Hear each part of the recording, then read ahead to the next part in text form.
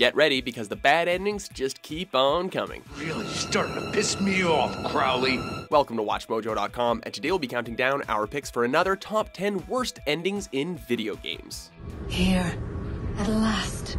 Once more, we're scouring the big wide world of gaming for the most disappointing, frustrating, or otherwise poorly constructed game endings. I've lived too long to not know this day would come. New or old, abrupt or drawn out, anything that pushes our buttons and leaves us fuming is on the table. Let me show you the truth. Number 10, Fable 2. Make a wish, but choose wisely. Choice can be a wonderful thing, but what happens when every option is kinda terrible? Stop now, you fool! You insect! I order you to stop! At the end of this fantasy RPG, the hero of Bowerstone stands victorious over the evil Lord Lucian Fairfax, after a seriously anticlimactic standoff and innumerable lives lost in the process. Why must you interfere?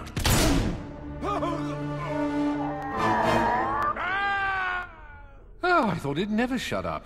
Fortunately for the hero, the seeress Theresa has the power to grant one wish. She can resurrect the innocent people lost in the conflict, revive the hero's family, or gift the hero with 1,000,000 gold pieces. What will you choose? No matter which choice you make, something of value is gonna get lost. A wish was made, and the world will bear its consequences. Number 9, Assassin's Creed 3. Guess this is it. We're right behind you.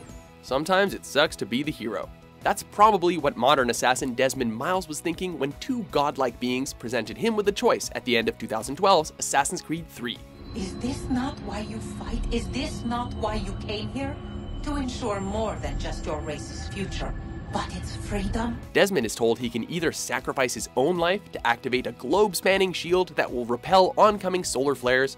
The ground will crack and spit fire into the skies.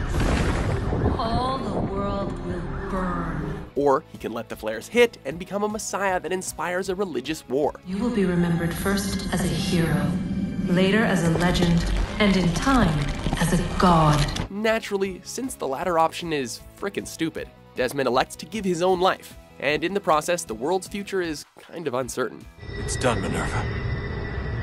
The decision's made. Number 8, The Order 1886. This is not the outcome I sought. One of the first major games of 2015, and it ends with such a whimper. Finish what you have begun, and vanish! Our werewolf-killing hero Galahad has just bested his former ally Lucan, and can regain his status among the titular order. Only, surprise, Lucan's father and Lord Chancellor of the same order comes along to kibosh that plan. I never meant this life for you. You knew. Instead, Galahad must kill Lucan and remain in disgrace to protect the status quo. We're not sure whether to be angered or shocked by this story turn, but we're certainly not feeling amicable. The revelation would shake our order to its very foundations. So I am to be sacrificed. This also leaves the door open for an obvious sequel that absolutely no one is asking for at this point.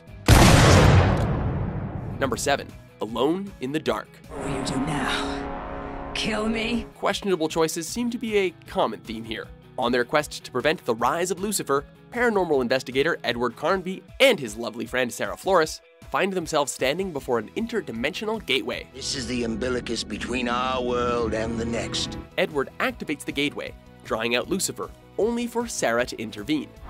Choose quickly, carrier. Kill her or let her live. Whether the player chooses to shoot Sarah or spare her life, someone is always possessed by Lucifer, and no one we care about goes home happy. Then there's the dialogue. I'm the light bringer. I'm the f***ing universe. Number 6, Command & Conquer 4, Tiberium Twilight. Listen. Learn your true purpose. 2 paths to choose from, one inevitable outcome: disappointment.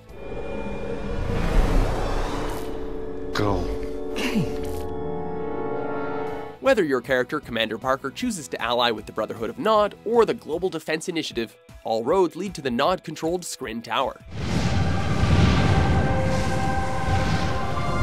Kane, the Brotherhood's leader, asks Parker to use his ocular implant to open an interplanetary portal and let the Brotherhood leave Earth. With that, you can save this planet, and I can finally leave this Earth. Unfortunately, Parker is only able to do so, thus ending a decades-long war, after being fatally wounded by his own former commanding officer. Poor guy didn't even get to see the fruits of his labors. You said he would be fine.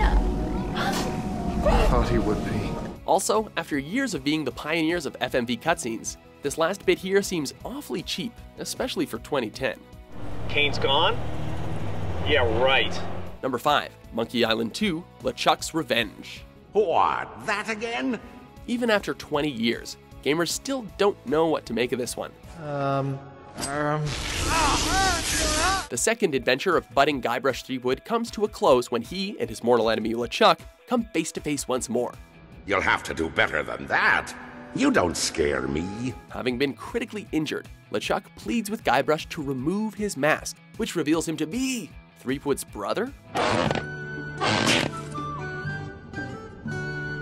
Then the two transform into kids running around at a theme park, and look, confusing doesn't even begin to describe it. Your mother and I were very concerned. The developers must have realized how bad an ending this was, because in the intro to the sequel, The Curse of Monkey Island, they just gloss over this whole mess of an ending with the line, I don't know how you escaped my carnival of the damned. Yeah, neither do we. Now, isn't that better? Number 4, Super Mario Bros. 2. This one gives new meaning to the phrase, life is but a dream. Imagine, you just faced off against the evil Frog King Wart, and now you're being treated to the heroes of Super Mario Bros. 2 enjoying their success. Suddenly, the screen shifts to that of a sleeping Mario, and the message is clear. The game you just played was all Mario's dream.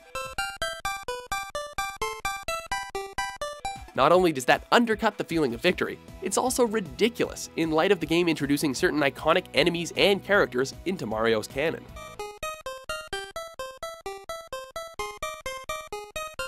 Number 3, Too Human. The dead themselves walk upon this earth, and I am among them. We'd really appreciate some clarity on this one. Drink up, lad. There is much mourning to be done. Too Human ends with the Acer Corporation, cybernetically enhanced versions of the Norse gods, celebrating their victory over evil, all except the undead god Baldur, who's weary of his comrades' attitude. Did you toast to me when I lay upon a marble slab in hell? Now, although this official ending is a muddled mess, there's also a cliffhanger after the credits that teases a sequel, which, as we know now, is definitely never gonna happen. We must find him before he can orchestrate another attack upon Asgard.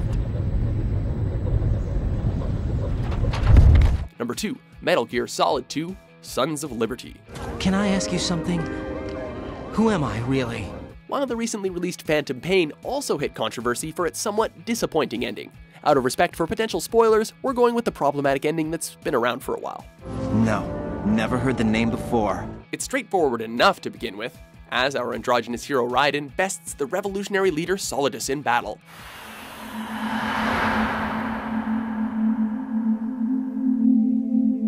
Then the players are rewarded with the following: a lengthy, ham-fisted philosophical treatise courtesy of Solid Snake, a less than clear declaration of love from Raiden to his pregnant girlfriend, and a post-credits plot twist scene undercutting all of Snake's previous efforts. They're already dead. All 12 of them. When did it happen? About 100 years ago.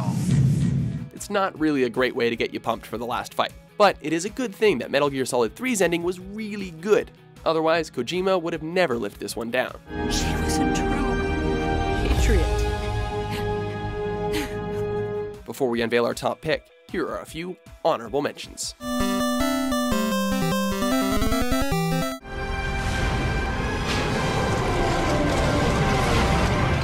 But that's not gonna happen.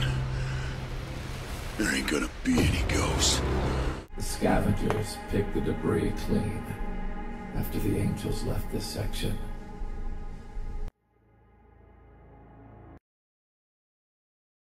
Number 1, Sniper, Ghost Warrior. Razor 6-4 is to set point and eliminate General Vasquez once and for all. Nothing's quite as insulting as this. In the game's final mission, you are Razor 6-4, an elite sniper tasked with eliminating one General Vasquez from afar.